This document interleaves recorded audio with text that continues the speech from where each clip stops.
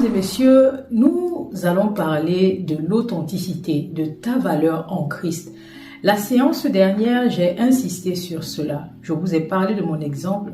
Je vous ai dit que le diable ruse dans nos vies afin que nous ne sachions pas quelle est notre valeur en Christ.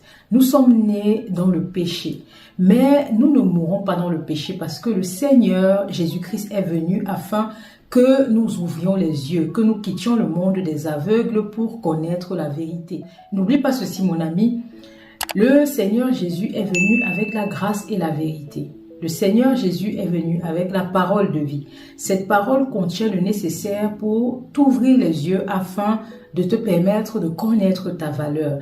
Le Père, en nous établissant sur terre, avait déjà prévu des projets pour nous, des projets de paix et non de malheur, pour nous donner de l'avenir et de l'espérance. Et tu restes dans l'obscurité jusqu'au moment où tu prends conscience de la parole de Jésus, de ce que cette parole t'apporte pour ta vie, parce qu'elle t'ouvre des portes, elle t'ouvre l'esprit, elle ouvre tes yeux, et elle te permet de connaître ta valeur en Christ. Lorsque tu vis dans les ténèbres, le diable peut te mentir et te résumer à rien du tout. La plupart du temps, il y a beaucoup de personnes qui sont frustrées. Pourquoi? Parce qu'elles ne se sentent pas à l'aise où elles sont.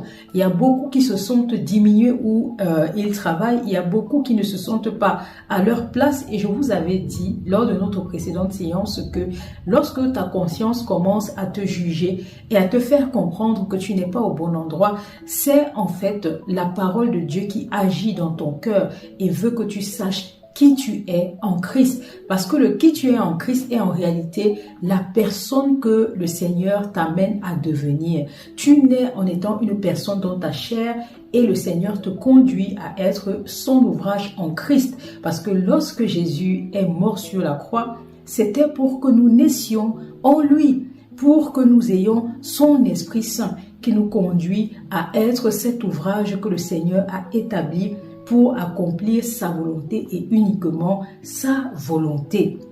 C'est pour cela que le Seigneur Jésus-Christ dit dans ses évangiles, « Les gens me diront au dernier jour, Seigneur, Seigneur, et je leur dirai, je ne vous connaissais pas. Ils me diront qu'ils ont chassé les démons en mon nom et je leur dirai, non, je ne vous connais pas.